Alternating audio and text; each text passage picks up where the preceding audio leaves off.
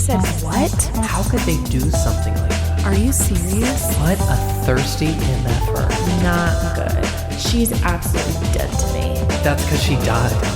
I'm Sterling Mulberry. And I'm Blair Payton. And welcome to Bad Behavior, a morally questionable podcast. We're two unqualified friends, Two unhinged comedians, determined once and for all what is good and what is bad.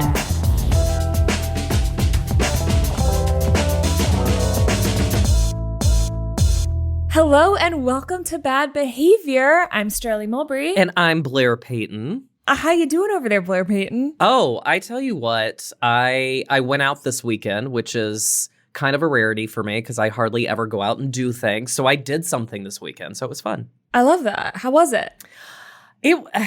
Okay, so I met up with some friends of mine and we went to this club called Rebar in Chelsea. Have you ever been there? I don't think so. I don't know. Okay, well, it is a gay bar, so I don't know why you would go there unless you were like with me. Hey, I'm an ally. You can be an ally, but let's call a spade a spade. That's not going to be your first choice to be like, hey, let's go to a gay bar. Especially it was after midnight, which, by the way, this is dumb. We had to pay a $15 price of admission. Because it was after midnight? It was after midnight. I was like, come on. But we did it. Okay. We had to Venmo them. Which I was like, is this really going towards the bar or is this just going for the guy at the front? Hey, you know. You never know. But no, we were in there and we were having like a decent time, but I wasn't quite drunk enough to really experience the vibe. So I was trying to catch up because I was just like keenly aware of how like white I am and how unrhythmatic I am. Is that a word? Rhythmless. That's the word I want. Sure. So it's very rhythmless. But no, we were at the bar and we were hanging out and I saw this couple and they were just like really going to town on each other's mouths. Okay. And so I was naturally making humorous commentary with my friends. And his friend was standing by there and she was just like, yeah, we're visiting from Michigan. I was like, oh, that's your friend? And she was just like, yeah. And she seemed like she wasn't having a great time. So I was like, tried to make her feel, comfortable in a bar since she didn't have anyone to talk to. Aw. I guess I wound up picking up a female at a gay bar because we're now Instagram friends. That's huge to be an Instagram friend. Do you guys think you might go all the way sometime? I don't know. I've never been with a woman, but I'm super excited and I'm sure her husband will be really cool with it. I'm sure. Okay, well, that's a fun weekend. Yeah, it was fun. Although the guy that he was making out with, by the way, he had just met him, which is classic gay behavior. And then afterwards, he came over where I was talking to his beard, and he was like kind of there, but he was really drunk, and he kept like patting my ass like this. So how would you describe this for the listener? I don't like light tapping. Yeah. He kept doing that to my butt. Continuous light tapping. I don't like that at all. He did it right in the part where my butt cheeks meet. Oh, uh-huh. So it was like more of the cavernous area, but he kept doing that against the fabric of my jeans. And I was like, I don't like it. It was a light tapping. It was weird. And I was like, sir, it's not working. What about you? What'd you do? Okay, this is something a little strange that happened this weekend. I'm sitting in the park reading my book with my dog. And I'm FaceTiming a friend, AirPods in. Okay. And this man also with the dog approaches. Now, this man's dog was like a little rat. So this little rat, which is ultimately a dog, comes up to my dog and the guy's like, she's friendly, sniffing. But again, I'm on a FaceTime. And then this man starts having an in-depth conversation with me. And let me just say, this is not a man I'm really interested in having an in-depth conversation with. He's wearing like suspenders, this really big wide-brimmed hat, really long hair. I don't know, just not someone I'm interested in talking to. How old was he? I don't know, maybe like 30s or 40s. And okay. He's like, oh, you're reading a book? And I'm like, yeah. And I like have my phone down now because I'm like, give me a second to my friend on my FaceTime. And he's like, nice. Is that modern day? I was like, yeah. And then he's like, fiction? I was like, yeah. He's like, so what's the plot? He's like going on asking me so many questions about my book. I'm clearly like, my AirPods are in. I'm trying to be on a FaceTime with my friend. And then the dogs are still sniffing each other. And I just keep doing like one word responses. And I'm like, yeah, no, it's good. I love to read. And then he's still standing there. And then eventually I do a cardinal sin. And that's where I'm like, anyways, I just kind of turn away. I'm like, yeah. And I just end the conversation. And then he's like, all right. And then takes off with his little rat. It's so funny because this literally just popped into my head. I remember one time This is what years ago when I was working at Sirius. Yeah. There was this one particular guy, and he would always stop at my desk and try to talk to me. And I'm like, it would be the same thing. I'm working. I'm invested in the production I'm doing. I can't turn and talk to you. But he would just kind of stand there. So I remember. See, instead of me being like, all right, and turning, I faked a call. I was like, oh, hold on. This is my insurance calling. And I pretend to pick up the phone. I was like, hi, yes, I had called you my insurance number, and I went with this full routine, and I picked up and walked away and went in one of these privacy cubicles. And it was funny because I was literally in there forever just looking at Facebook at the time. And then he came by and was like, hey, I gotta go do a show, but I'll talk to you later. So he waited at the desk. But see, I was in a situation I couldn't even pick up a call. I was already on a call. But I don't think this man knew I was on a call. It's so sad because it's obviously like I'm open to like, you know, meeting new friends and whatever. But this was like at a moment that I was like really trying to recap with a friend. We were like in an in-depth conversation and my AirPods were in. My hair wasn't, I think it was tucked or is it I don't know. My hair was in a position. Oh, you know what? My hair was in a ponytail. My hair was in a ponytail because I know you're thinking as a listener, well, maybe your hair was over your AirPods. Like he couldn't see. He could see my AirPods. Mm-hmm. But obviously it's like, that's an Could idea. he like, not see the person's face on the phone? Well, I had like put the phone down slightly, so I wasn't like this still, but it's just tough because obviously like in his position, like say I saw someone maybe I thought was like cute or I don't know, maybe I'm interested in just talking to and I like go over there and I'm like having a conversation, I would melt into a literal puddle if I realized their yeah, I would never had been in and they were on a call. Well, on that note, should we get this show started? Yeah, let's do it. So our guest today is an absolutely hilarious actress and comedian. You've seen her in Love Life, High Maintenance, Crashing. She does shows all over New York, so check her out. Please welcome Julia Shiplett. Well, Julia, thank you so much for doing our podcast. We're so happy to have you. I'm so happy to be here. Thank you. We like to start out our podcast by asking our guests how they handle conflict. I don't enjoy conflict, but I do feel wronged a lot. And I will stand up for myself if I'm like, no, this is insane. I absolutely am okay with apologizing. I have no problem apologizing when I think it's warranted, but I also will absolutely call someone out if I feel like they have wronged me. Okay, you said you feel like you've been wronged a lot. What is going on in your life? Wow, what an intense, I just think really hot. Yeah. I hope this isn't like the first thing that they hear. I've been wronged by many, many people. No, we like to come in hot, top of the show. I mean, I think that's totally fine. I also, yes, I have felt that way as well, of feeling wronged and feeling like you got to stand up for yourself in those situations. Yeah, I agree with standing up for myself. I think, okay, maybe I shouldn't say, wronged sounds like. No, we love it. We like some drama. You know, of course you have to assess the situation. Is this person going to hit me? Am I going to cause a bigger conflict? Those are things I quickly, decide. But if it's something where it's like, no, they shouldn't do that, and they think they can do that, and they're going to do that to someone else, I might say something. Now, when you're doing the assessing, your first one was, are they going to hit me? Has that happened? It hasn't happened, but have I had a confrontation with someone who I'm like, oh, you are very aggressive and could potentially be violent? Sure.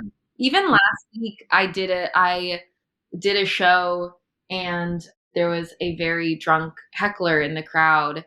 And, sometimes a drunk heckler can be fun where it's like, all right, how do I get everyone in this room on my side and kind of poke fun at them together? Mm-hmm. But I was like, no, this woman will throw a beer bottle at me. So it was just a situation where I was like, okay, I'm not actually going to engage them that much. So it's that kind of assessment. You know what I mean? Now, when you get a heckler, do you start to get some people call it butterflies. I like to say diarrhea. Does that ever happen? Your response to a heckler is just like to fully shit your pants. Like, oh, not again. Well, no, I'm not saying I do it, but it's like it could happen. Mm-hmm. So do you shit your pants? I guess is the question. No, I honestly, it depends on the situation and who it's from. Like sometimes a heckler or person can just be cute and fun, Mhm. but sometimes it's like, you ruined my punchline and now I'm mad. I think that I might have a little bit of, I'm like, I have anger issues, is what I'm quickly learning from this conversation.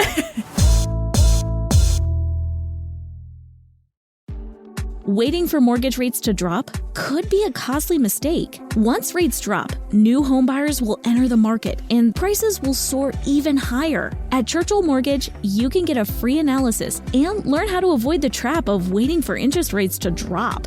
Buy now and refi later at churchillmortgage.com. This is a paid advertisement. NMLS ID 1591, NMLSconsumeraccess.org, Equal Housing Lender, 1749 Mallory Lane, Suite 100, Brentwood, Tennessee 37027.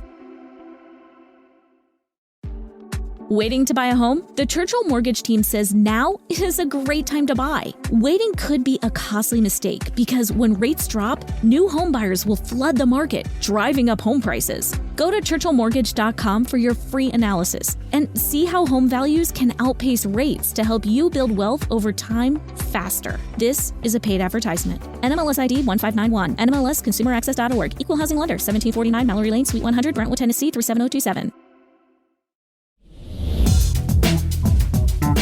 All right, we have a game today called Heaven or Hell, and this is where we're going to rank different behaviors from heaven, purgatory, or hell where you think that they belong.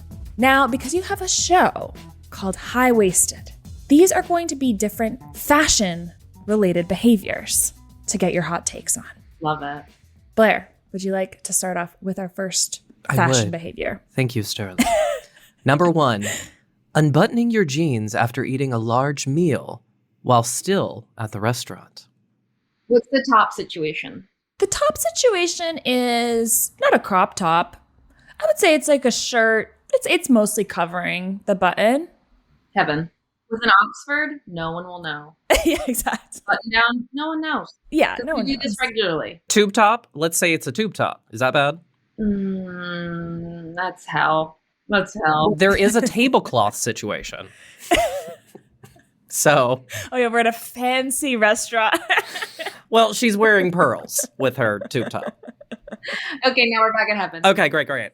Coming home with someone that you're maybe dating or someone in a romantic context, and they take off their shoes, and you realize they're wearing no-show socks. Wait, what are no-show socks? Okay. Do you know? Oh, Okay. are those like the little slipper, you know- not slipper socks, but it's Yes, like when the ballet flats used to be in. So it's like Yeah. those, but obviously there's like also like, ones for like men and women. I don't know, but like that's like giving Bigfoot and then little sock. giving Bigfoot, and it gives you like toe cleavage. Yeah, a little bit. Yeah, and they're keeping those on. They're keeping them on. Hell, I understand some shoes call for them, but then you take them off with the shoe. So, I do own these socks. So, 1, I feel attacked. 2, I own 2 pairs. Okay, great. So well, let me ask you this. If the situation presented itself where you're hooking up and you still keep the socks on, for me, the part that covers your toe stays, but the back half just dangles like that. Oh. Has that ever happened Like to you? a used condom? No. Yeah, it's like it looks like a used flappy condom in the wind. Well, it's supposed to have a little grip, right? It's supposed to stay on the heel. It does not grip to my heel. That's why you got to take those off. You got to take them off, Blair. Take it off. Okay. All right, number 3. Friend requiring everyone to wear a onesie to their birthday party. Heaven or hell? Hell. Yeah. If someone was a jumpsuit, I could rock with that because I have lots. Yeah. And I think jumpsuits are very cute and fun. But a onesie, no. Grow up. What do I have, a baby flap? Yeah. Yeah, do onesies, they have a area for, relieving yourself, right? I want to say, thank God in my life, I've never had to wear a onesie. I don't think I've ever worn one, but I've had multiple friends in the last couple months, say they've been invited to birthdays. These are different friends, and they got requirements that they had to wear onesies. And they said, don't show up. Don't show up unless you're in a onesie. They're like, don't even bother coming. And people are like, well, I don't own one. And these were events out of the home. They had to go on the subway with these. I said, what's going on in the world? This feels like, is this like a post-pandemic trauma response? Like, I what don't is know. out? Was the theme baby themed? Was it like a fetish party? No, it wasn't. It wasn't even baby themed. Or like fluff, like what are they called? Furries? Like, is that that about? Yeah, I don't even think I was furry themed. Yeah, I don't love that. Okay, yeah, that's hell. Okay, next. The return of the bell-bottom jean. I say purg. I think they can look really good on some people and very bad on others. But I think that they're overall like a cool look. I think men can look very cool in bell bottoms as well. What are your thoughts? I feel like height is a huge thing with a bell bottom, right? I feel like I'm relatively short, so I've never been able to quite. I mean, I'm sure I was wearing them in 2007 or whenever they were in, but I've not attempted again. I'm just even getting into a straight leg. I do like having my ankles, like giving them the chance to breathe. You know, that is nice. But I feel like I would look really stupid in them. Don't you think? I would love to see you in a bell bottom, Blair.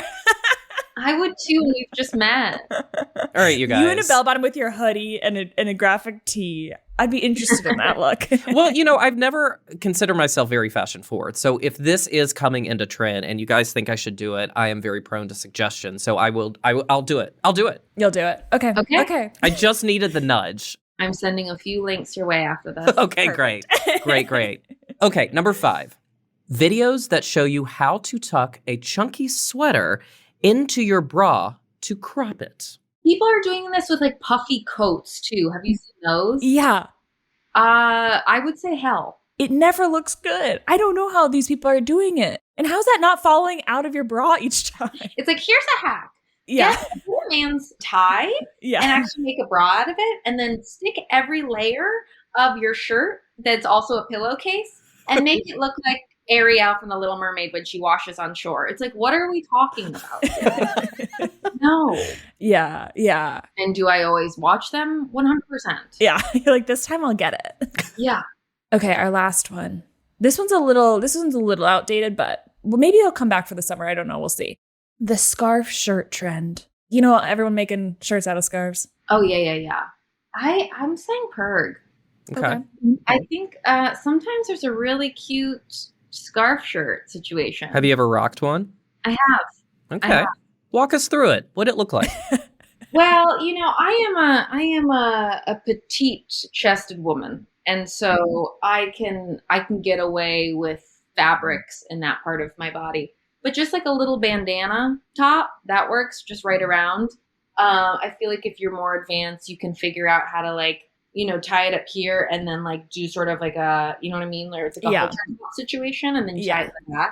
I think it's fun. I think it's kind of creative. What event would you rock this at? Like a gala event? A gala.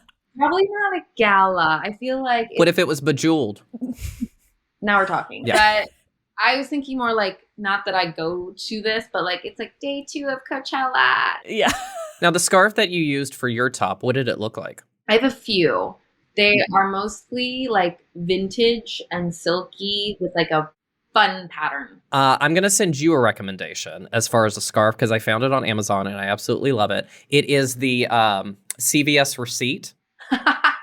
Oh, but Blair, that's a different... Wait, Blair, you're thinking of a different type of scarf. But you're thinking of a winter warm scarf. That's not what these are.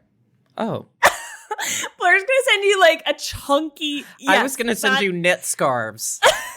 That would be such an interesting top. Again, I'm not fashion forward. I need all the help I can get, you know? I haven't been served these TikToks. I know the receipt scarf that you're speaking of, and that's when I realized that we were on 2 different pages on what kind of scarves. But this is like a silk, like, it's almost like, I guess, bigger than bandana size. Yeah. But that's like kind of, it's like a square. It's not winter. Silk square. Almost like a mini blanket. Well, Okay. There's no warmth. yeah, there's no warmth. No, it's silk. Think of like the scarves that like sometimes flight attendants wear around their necks. It's like that. Yeah.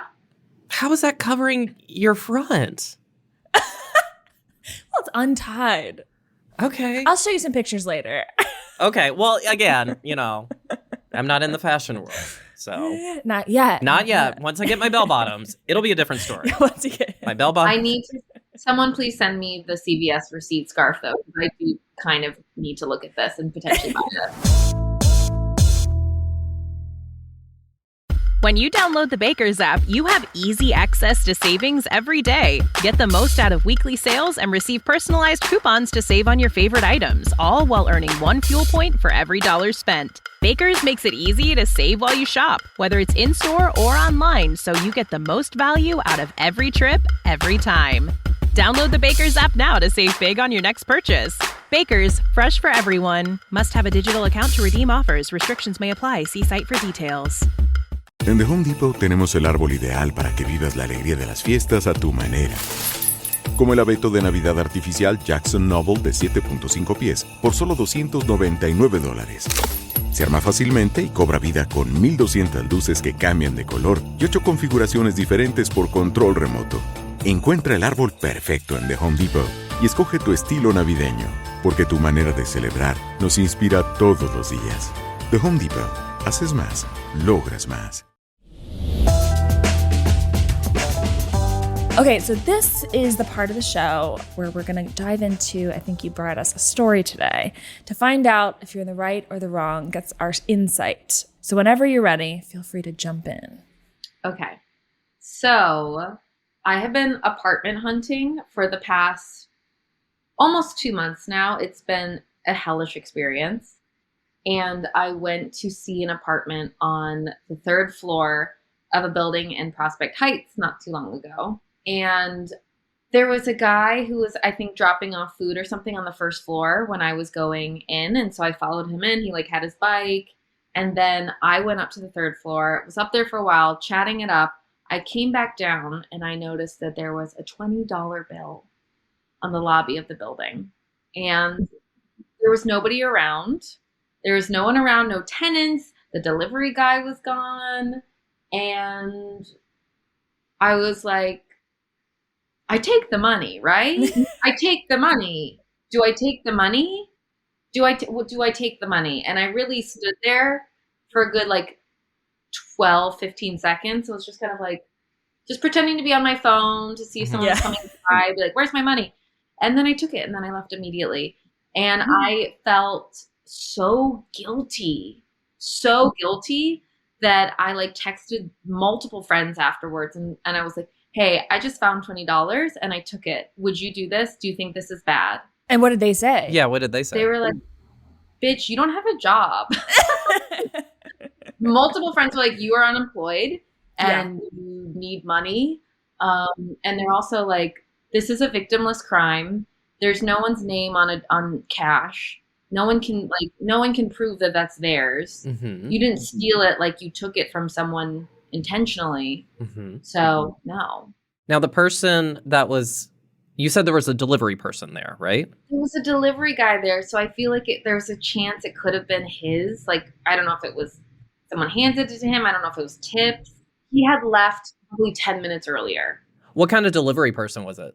I think it was food, but I don't know. It wasn't it wasn't clearly a Grubhub bag situation. But he clearly looked like a delivery person. I need the visuals. I need to immerse myself in this experience. He had a bag and he did have a motorcycle. And this happened to you how long ago? This happened to me about 3 weeks ago.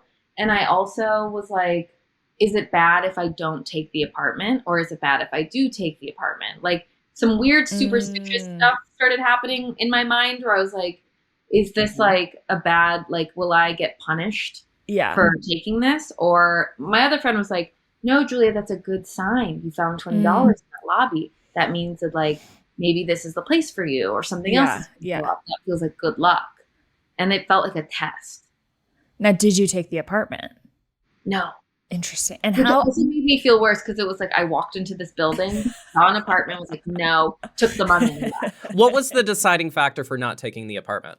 The woman wanted it to be, it was sort of a sublet situation where she was like, look, I have a lot of ugly furniture in here and you can't move it out and you can't bring your own furniture in. And I was like, well, this is bad. I don't want to live in your ugly place. Okay. On a scale from heaven to hell, what was the furniture like?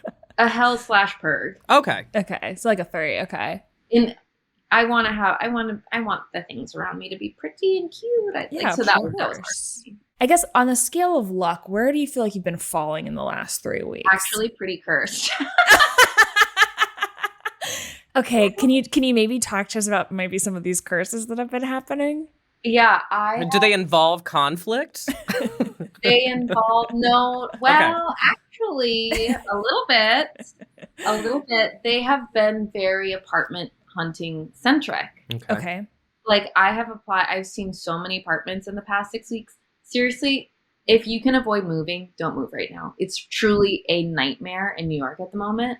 I have seen probably close to 20 apartments. I have applied to 6, and just lots of things have gone wrong with them. One of them, they found bed bugs in them. There was another one where the broker just ghosted me after I sent him all my stuff. He just didn't respond to me. There's one where a guy who was like, you got the place, I want you to be my tenant, da-da-da. He kind of just stopped responding to me after 5 days, and I finally got in touch with him, and I was like, hey, what's going on? What's the deal? And he goes, my family friend needs the place, so I got to give it to him. And I was like, are you kidding me? I stopped searching. Oh. I thought this was a done deal. Was mobbing, just stuff like that, where it's just like, it feels like I'm sort of being, the city is really testing me. This story makes me think of something. One time when I was, I don't know, maybe middle school, high school, I was outside I don't know if it was a Noodles & Co. Is that a thing that are in other places? God. Yeah, Noodles Company or whatever. Yeah, it was kind of like a strip. It was like the downtown of my town. There's like movie theater, Panera Bread, Potbelly's, Noodles & Co., that kind of area, okay? And I find a stack, I want to say I think I found $180 on the ground, kind of like tied together. It was giving probably a drug deal, but who cares? I find this money on the ground. I think it was maybe a Potbelly's I went into. And I just was like, hey, I found this outside. I gave the money to Potbelly's.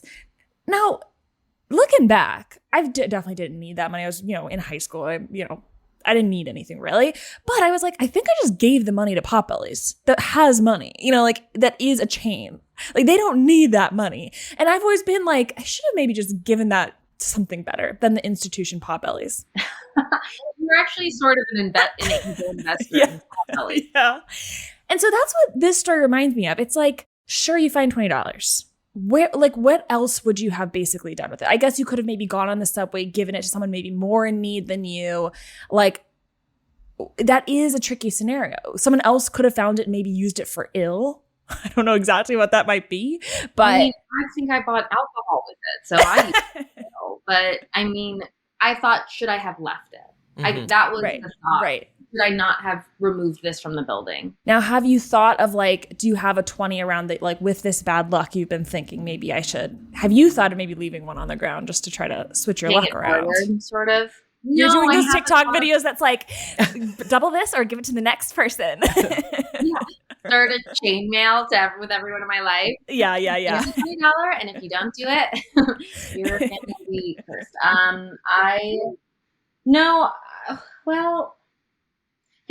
It also made me think of this. About a month and a half before that happened, I was at a bar having a dance party thing with a bunch of people, and the person I was with found $40 right in front of at her feet. And she was like, $40, is this anybody's? Is that we were surrounded by dancing people, and she kind of just quickly was like, anybody's? Is this anybody's?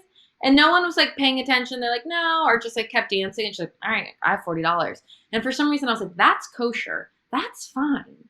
Because you could check in with those around you. You still took $40. And that felt fine though. That felt truly you checked in. It sounds like you and your friends are pretty lucky though, because you're just coming across money. So much money. Can we go to a club together? Yeah, we can. Okay. Where are you guys going out? Yeah, what club? And then we're gonna go to Potbelly's with Sterling after that. Okay, great. Yeah, I feel like I'm really going back and forth, because I do think it's what else would you have done? You could have just left it there, sat on the table. At the end of the day, it is only $20. That obviously could be a lot to some people, but it is not make or break. But with this bad luck you've been experiencing, that's tricky. I mean, I have a theory. Can I share? Oh, please. Mm-hmm.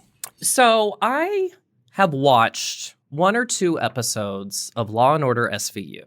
And the person that you described, you said you think he was a delivery person. But what you described sounded like a criminal. He had a motorcycle? Bad guys ride motorcycles, right? True. That's what I've seen in a lot of movies. So Very what true. I'm thinking is, hear me out, go with me. Go with me. Yeah, we're going. He broke into someone's apartment on the first floor, okay? And maybe it was a situation where they were like, oh, this one's poorly decorated too, but there was $20. He stole that 20. And then you showed up at the apartment complex and he freaked out. He was like, oh no, I'm getting caught. So he bolts and the money just kind of wafts out of his pocket. Uh-huh. And then you find it. A person who's been unemployed and been trying to find an apartment. So it was like the universe had gifted this to you. But you were doubting the universe. And the universe was like, girlfriend, we're trying to help you. So until you believe, we're going to give you bad luck. So you need to start believing in the universe because this is all good, baby. This is good. Interesting. I was so scared where this theory was going. Me Blair. too. I was But scared. I liked that. Yeah. I liked that. It really switched it around. Yeah. We hate that we're not a fan of the criminal justice system. To Brene Brown, you know, just kind of full circle. Yeah. there. Yeah. Well, here's the thing. I like that, and I'm happy to stick with that. Okay. I don't know if that was his money. It could have also been another tenant left their apartment and dropped the money at some point. Okay. Yeah. But no, let's stick with yours. Okay. I think you're right, though. I think you're right. I also think maybe New York is just sort of hellish in that way, and that this was an unavoidably hellish month while I looked for an apartment. I'll go good as well on this one. I think you're so guilt-ridden and worried about it. I think hopefully this can just be a thing that's like, I don't think, maybe this will scare you more. I'm like, I don't think that was the curse. Maybe it's something else. But you're like dying in your brain. The diagnosis. I mean, I think that money is absolutely fine. And yeah, I think you thought about it. It wasn't like you were going out of your way to take it. I don't know. And There was no thought about malicious taking that intent. apartment. There was no malicious intent. You checked with friends. You called a friend. They all co-signed, which in my book, I say fine then. Yeah, because if anyone's at fault, it's your friends. It's your That's friends. true. Yeah. Yeah, you're right. And then you went out and you bought alcohol. And so I think potentially the only way you could get through this month is if you had found that money, gotten the alcohol, and therefore endured, you know? Right. And I also sort of supported a small business by shopping at a wine shop. Okay, great. We love that. We love Mm-hmm. God, I'm so good. You're now that I so think about it. good. This is all good behavior. I see nothing wrong in this scenario. Wow. Okay, well, what a clear-cut case we have today. So, Blair, should we officially deem Julia Good behavior? So, because you have been deemed good behavior, we have a little prize for you today. We believe one of the greatest prizes you can receive in life, and that is a compliment from your therapist. So we have some like faux compliments we'd like to get from our therapist that we will be reading to you and bestowing upon you today. Give it to me. All right. So here is your gift. I am now your therapist. I hope that doesn't scare you. If I could give you a gold medal for your impeccable behavior, I would, because you are an Olympic champion of excellence. How would you? Wait, Yeah, you needed that. I haven't had a therapist in 10 months and I'm dying to find one. So Oh, you're on the hunt again. Oh no, you're on the hunt for so many I things. am a woman in need in so many ways. You have no idea. That's tough. It's tough. It's so hard to find a good therapist, one that you really click with. It's basically like dating, and dating sucks. I don't recommend it. That's a hell for me. That's a hell for you, just in general. That's a hell for me.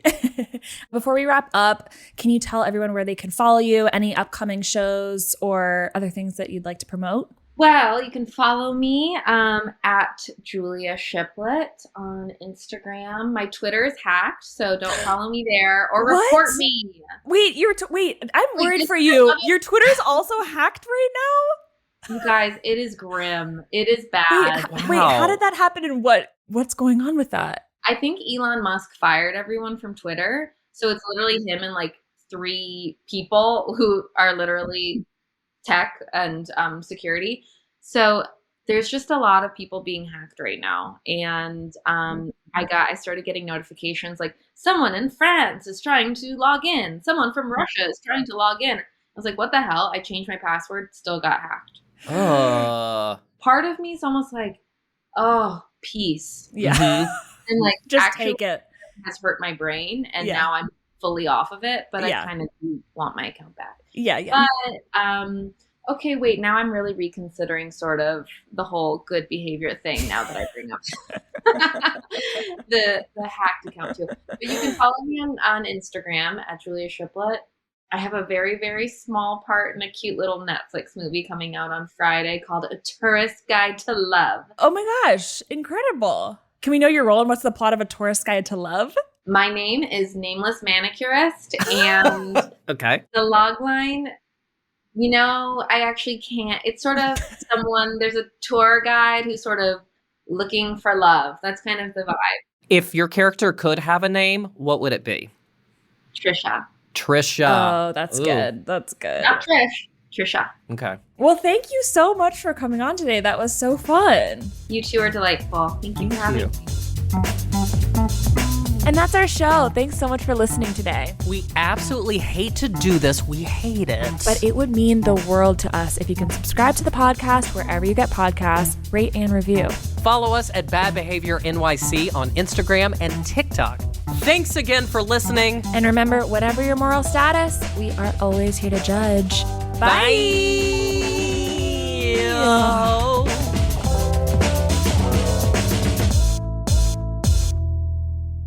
Do you think that was good? Woodhouse Chrysler Dodge Jeep Ram is bringing you more power, capability, and savings with the full lineup of new Ram trucks during the Black Friday sales event going on all month long. Lease a 2024 Ram 1500 Crew Cab Bighorn for $429 per month. Visit our 2 convenient metro locations in Blair or Bellevue or online anytime. Lease for 42 months, 10,000 miles per year with approved credit. Tax, title, license extra. $2,500 down plus first payment and $299 doc fee to its signing. Example stock number BC230242. Offer expires 11/30/2023. See dealer for details. Everybody's choosy about something. It might be your favorite snack. 2 scoops of Rocky Road, please. Your style. Those earrings look amazing on you.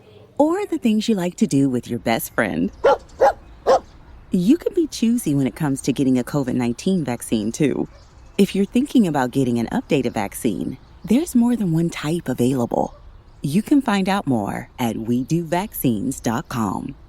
This message was brought to you by Novavax.